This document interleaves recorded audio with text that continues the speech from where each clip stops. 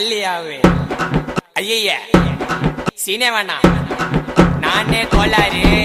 ஐயோ பல்லு சாமா ரேம்பு சாமா விதவிதமா பொருளி தொண்டையில தான் குத்துனாக்கா வராதுடா குரலி. டேய் கோயந்தன் அப்படியே வெட்டுறா.